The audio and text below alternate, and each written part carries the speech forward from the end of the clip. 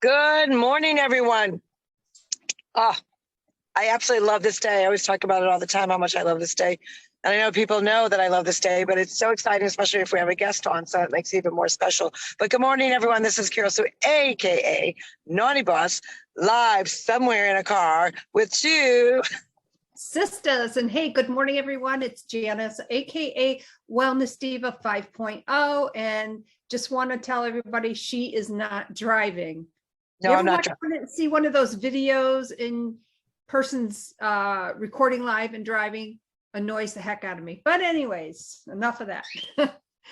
Just my pet peeve of the day, I guess. You know, today we have an amazing guest, Shawnee Harlee, and I love saying her name because it has such a vibrancy and such a ring to it.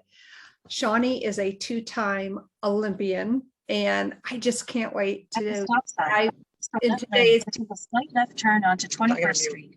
Then I can't wait to dive in today's topic of conversation. So, Shawnee, welcome to the Two Sistas podcast. How fun. I get to hang out with two divas. Ooh. Yes, absolutely. So I want to start a little bit at the beginning of, excuse me, as I mentioned, you're a two-time Olympian. So if you would share with our viewers and listeners how that came to be. Sure. I was an Olympian as an assistant coach for Team Canada in basketball. And I became a coach because I wasn't a good enough player. And my dream was always to get to the Olympics as a player. And I wrote that in my high school yearbook. And my dream got cut short. But the cool thing is I found my true calling. You know, sometimes that happens to us in life, right? We're headed down one path and we think it's the only path. And then we're forced to look at another one that was actually the one that we were meant for the whole time. And so that's the short version of how I got into coaching and then ended up getting to the Olympics twice. That is amazing. And as you were describing that, you know, what you mentioned is you were on this path and it took you somewhere different. And it's not that it was the road less traveled, but maybe it was something bigger and more, which led you to where you are today. And that in and of itself is a story. Yes. And, you know, when this was all going on, I mean, I was young. And so I certainly didn't have near as much wisdom as I like to think that I have today. And, you know, I think it's just easy to get stuck, right? We get this idea in our head that we have to do this. And then when it doesn't work out, we forget that life is actually kind of like a buffet, you know, or a smorgasbord. There's lots to choose from. Mm-hmm. And we shouldn't just get stuck on, you know, one part of the meal. That is so true. And, you know, when you're on that windy road, or, you know, I said this on I have another podcast that I'm a part of. It's actually my own podcast. But what I said there, and it really kind of brings to mind, you know, when you're in that fork in the road, right? You have a direction to choose. Well, mine had many forks in the road, which is metaphorically speaking, as I think sometimes we do often, or, you know, maybe it brings us on that track that, you know, gee, am I supposed to be here, where fear kind of creeps in, and you address specifically with your mind, and you're also a mindset coach. And I think I forgot to say that, so I do apologize. But in your bio, you described 3 F words. And I think that's a great way to segue into the 3 F words. I love talking about F words. Man, I could talk about them all day long. But yes, I actually have a list of 6, but it's too many in one podcast. So we can just do my 3 favorites, like fake, fear, and feel. I wish I paused because I was thinking, gosh, I wish I would have known this stuff when I was younger. The reason that I start with fake is because I think sport for sure is big on telling us to fake it.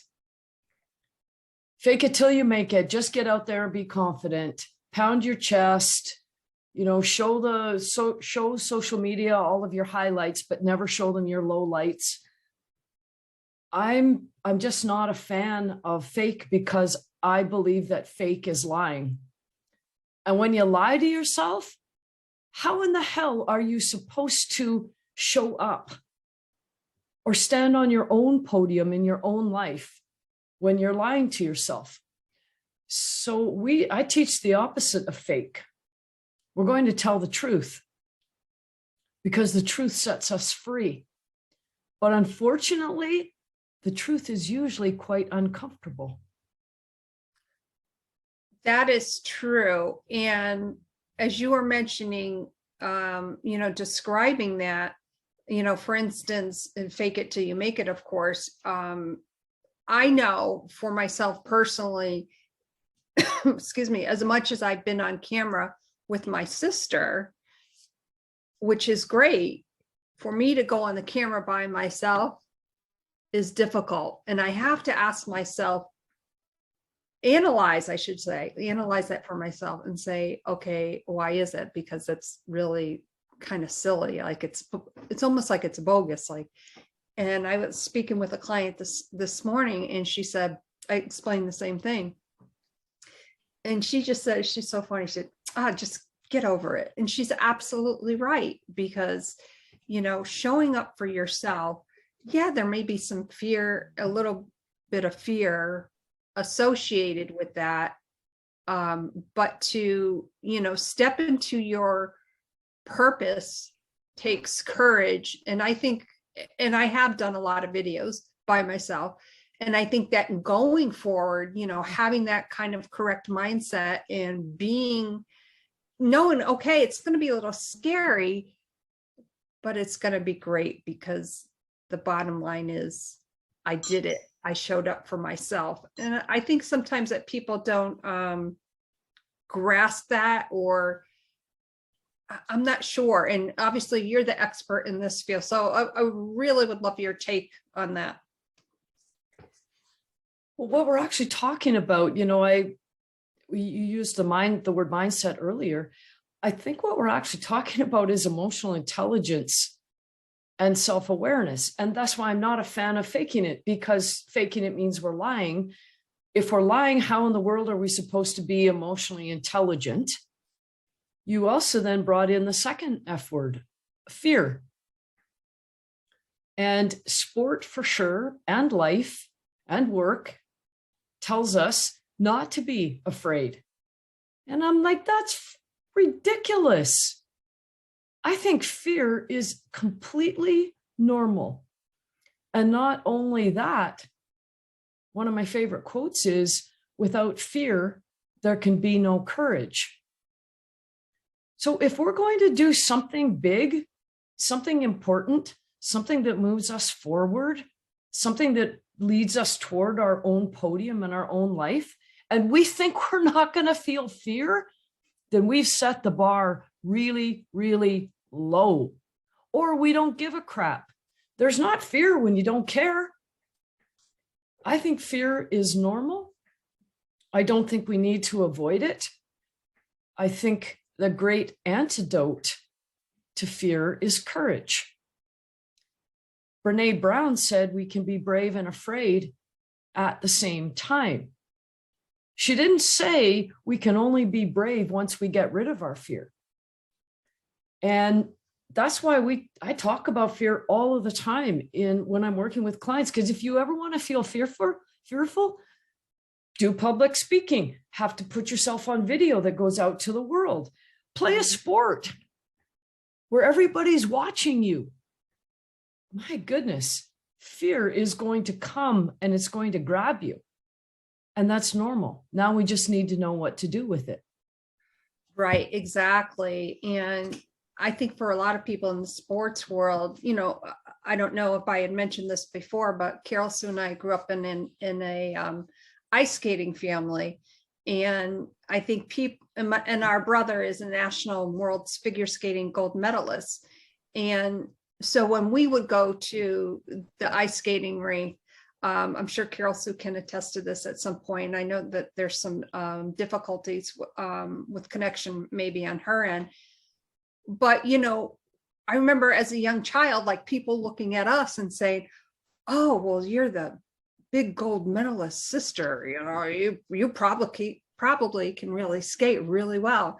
And I'm thinking to myself, yeah, I kind of suck, but you know, I enjoyed it so much, you know. In fact, by the way, sidebar to that is I ended up in a national figure skating magazine before my brother. So I always kind of tease him about that. He has the gold medal, but my 15 minutes of fame started technically before his did, I guess. But anyways, sidebar, nothing to do about nothing.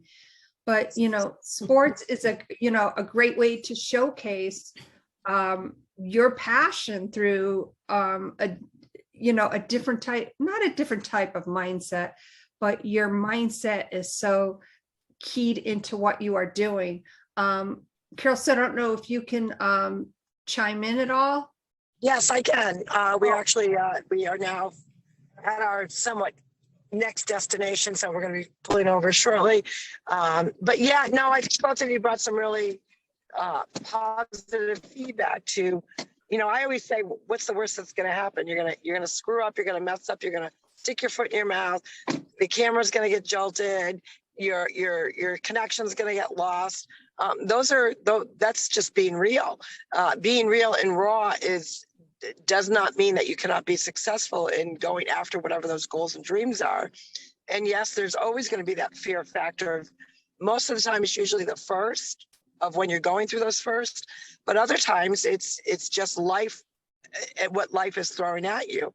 And you've got to be your own catcher in your own game of life, you know, to be able to catch the navigating of whatever your intentions are, whether it's starting a podcast, whether it's starting that Olympian journey, an athletic journey, whether it's, I've always envisioned this. Well, if you're not prepared for derailment, which is a key piece of life, you're gonna fail. And maybe for a lot of people, that's what they're afraid of. They're afraid of taking a chance on themselves, because what if I do fall? What if I do flub up? Grew up in front of a, national audience or video or podcast, whatever it may be, even on stage, even in the rink, even performing for representing your country. There comes a lot to that aspect of it, but you'll never know. You'll never know unless you just plunge and go forward. And it's okay. And I think what that shows is your journey is going to inspire somebody else to say, shoot, look at all the derailments, look at, what they had to overcome, or look how that person recovered in a matter of seconds when a podcast goes away. If they can do it, I can do it. So you never know where your derailment is not only going to lead you into another direction, but heck, it may spark somebody else to say, I'm going to go for it.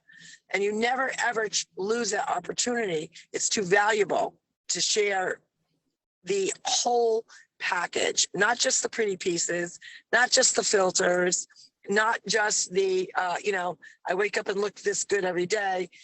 No, there are days that, we get on and we look like crap. There are days where, you go to the gym and you see all, a gym rat, which I call the gym rat, which Jan, I would call a gym rat. I hate the gym. It smells and I can't stand going. I'd rather work out outside or, find my little niche in the gym world without being in a gym.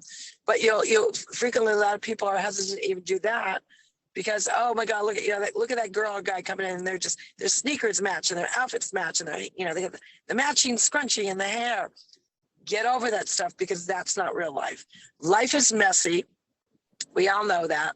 It's not supposed to be pretty, because I think getting through the muck gets you to that vision of the beauty that is of the beholder, that is not the material piece. It's the inside of the person, their heart, how they impact and how they add value to not only themselves, but to others. Yeah, so true. Thank you so much for sharing that. The road traveled, it's filled, it could be, nicely paved, and then it's gravel, and there's few potholes. But I think the lesson to be learned is the road to that destination is going to come with those obstacles, and it's what we do with those obstacles, how we view them. And for instance, my perception may be different than yours, and that's okay. But how did we get through that? Now, I know as a mindset coach, you are an integral part of your client's journey, obviously, when going through these stumbles and bumps and all that sort of stuff. What are some things or tips that you could share with our audience that have worked out tremendously for your clients? Before I give you the specifics, I have to talk about the third F word, feel, because you actually both have brought it up, but without using the word, it's there. What I find so interesting about this fake fear and feel is when I ask people, what are you afraid of? And they'll tell me, well, what if the podcast flops? What if nobody tunes in? What if I stumble over my words? What if I have a terrible hair day? And what I say to them is, that is actually not what you're afraid of, because those are things. We're not afraid of things. We are afraid of feelings. We're afraid of how we feel when the thing happens. So the podcast fails. That's not what we're afraid of. It's the feeling.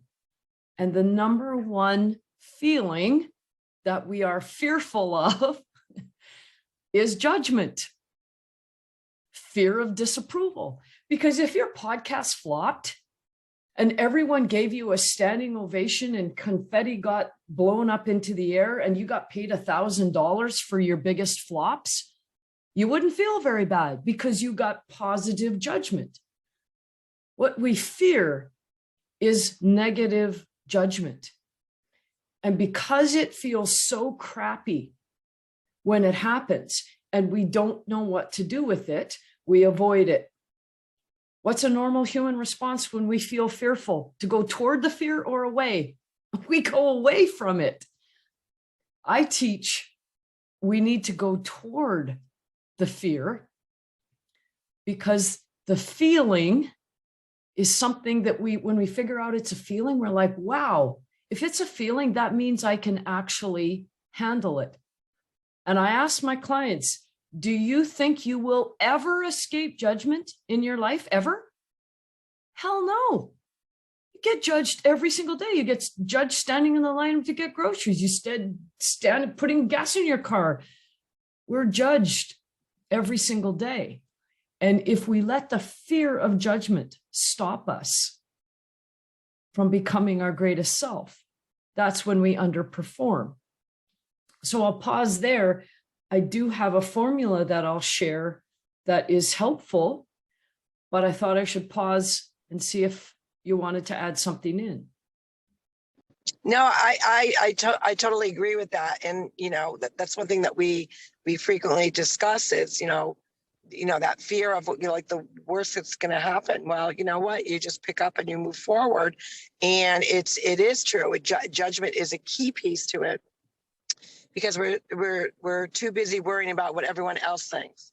And when you kind of put that piece of it aside and say, look, I'm on a mission. I don't care who gets on. I need to do this.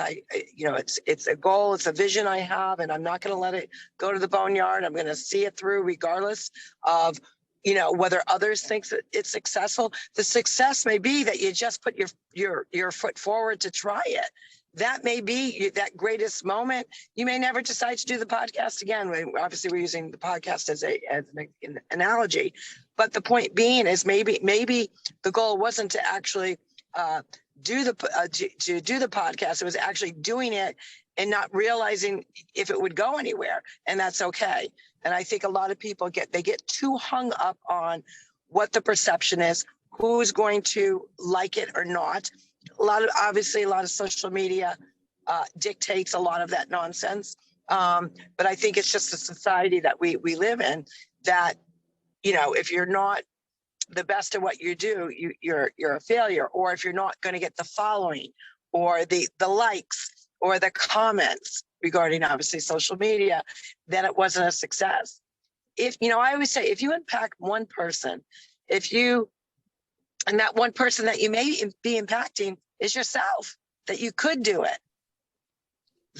That's a win.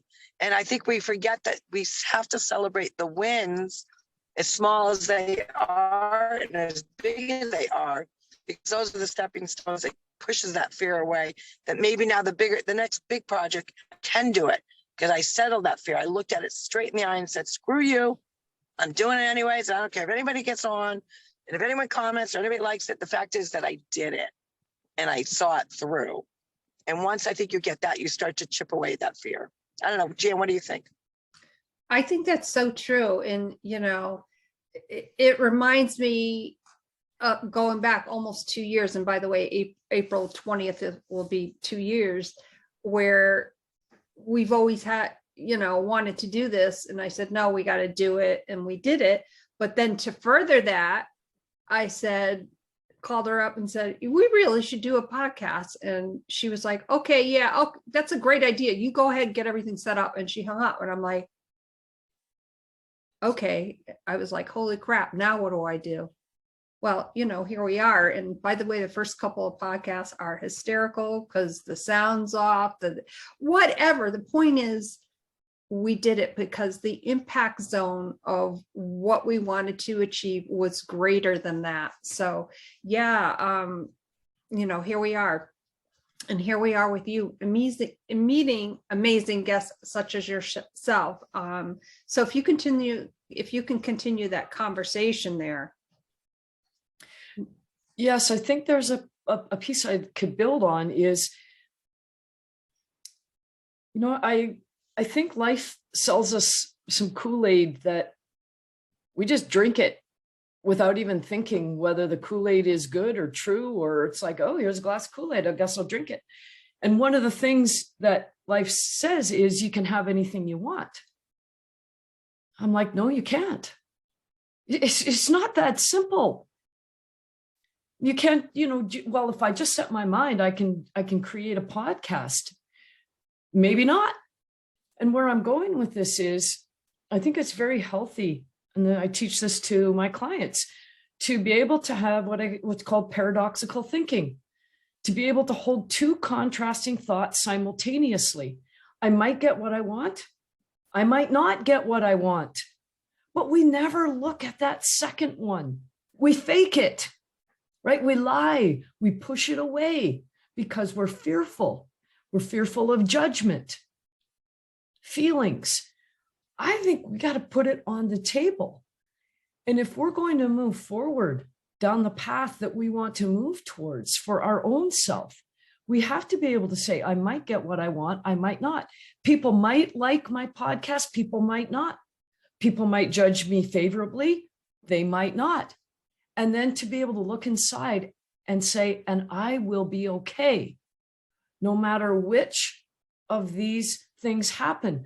Because I have an opinion, I have a say, I have a voice. I know what I believe. I know who I am. I know who my values are. We sometimes forget when we're being judged, we forget to ask ourselves what we think. So I think it's healthy to be able to say, I might get this, I might not, and I'm going for it either way. Because everything we do, if we're really raising the bar high, is a gamble.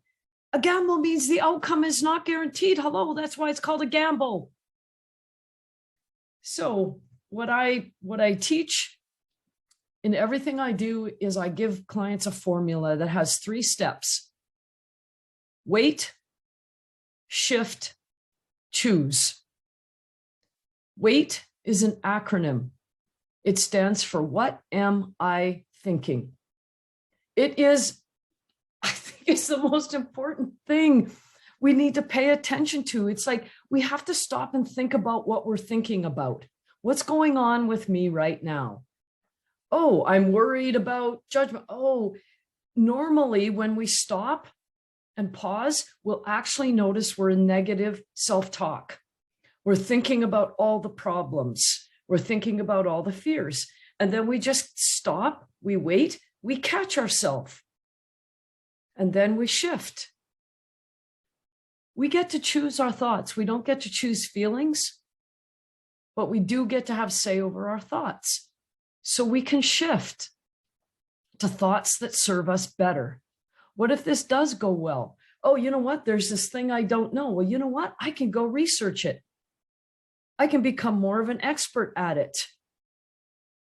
So we shift to thoughts that serve us better. And then my favorite part is choose.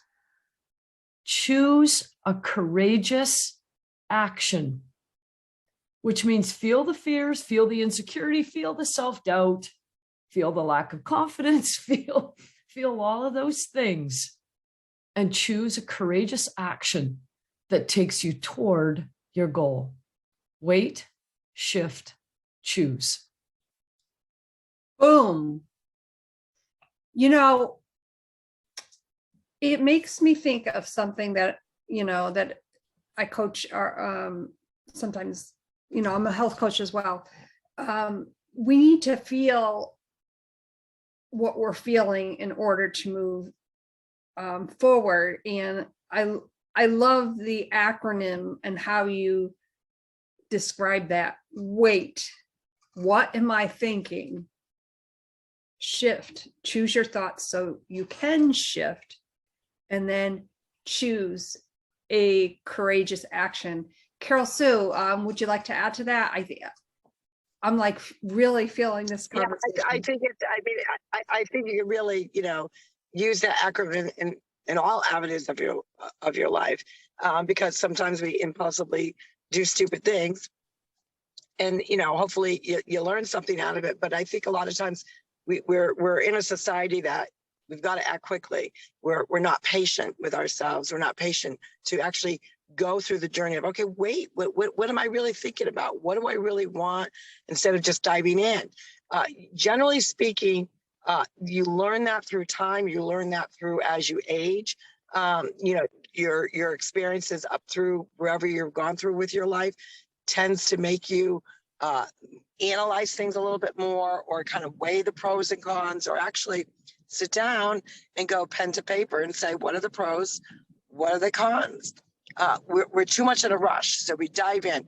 Now, I'm not saying that diving in is not bad to do, but I love that acronym, because it really does force that person to say, you know what, am I doing this for the right reason? Did I really put thought into it?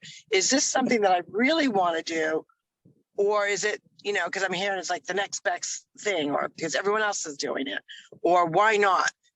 But if I really actually think about it, is this something I really want to pursue? And I don't think we allow ourselves that moment to do our own self-check, our own self-thought, and our own self-thought of awareness of really where our mind is at, because maybe it's a path we don't really want to go down.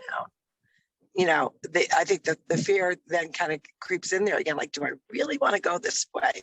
Do I really want to venture out this much? Do I really want to take that leap?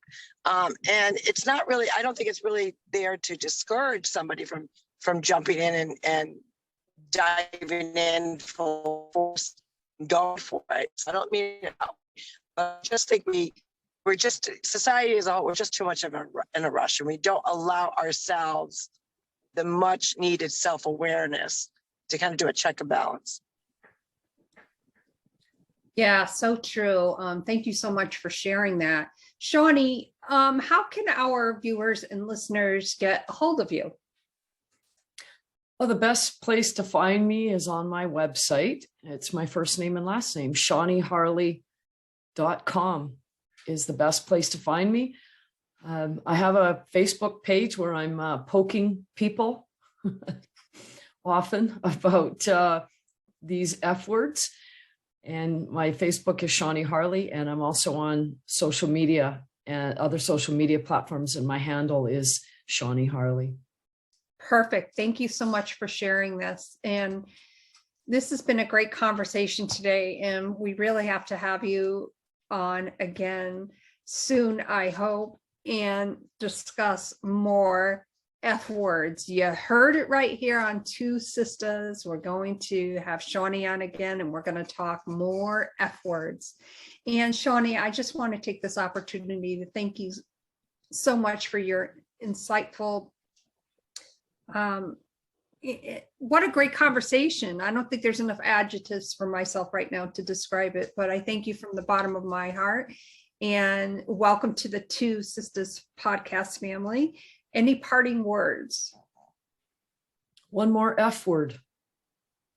Go and face, there it is, face those 3 F words. Fake, fear, and feel. Face them and start telling the truth, and the truth will set you free.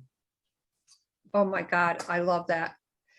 And on that note, you know, we all know it's Wealth Wellness Wednesday, and before we sign off, I'm just going to do my little sign off and turn it over to my sister, because this is one of her favorite days.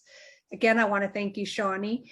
We always thank you for coming back here to our viewers and listeners, and you know how to get a hold of us, www.twosistas.online. My name is Janice, aka Wellness Diva 5.0, and I am with TwoSistas, and this is Carol Sue, aka Naughty Boss Live, and going around and around looking at consignment shops. Who would expect that I'd be going through consignment shops? But that's what I'm doing today. But it's a great opportunity in a way for me to share Wealth Wellness Wednesday. You know, we always talk about that, paying it forward. But you pay it forward to an unsuspecting person. This is not about giving to your favorite charity. This is about changing the mindset of someone with it does not matter what the dollar amount is. It could be $1, $5, quarters, $10, $100, whatever you want it to be. But change someone's direction of where they're going today by leaving it in a discreet spot. I frequently like to leave it in gas stations because the gas prices are extremely high right now.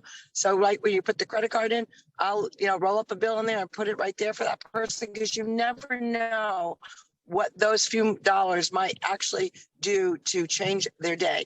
Maybe it's a question of, geez, I can only buy a gallon of gasoline today because I still got to get a loaf of bread or a gallon of milk.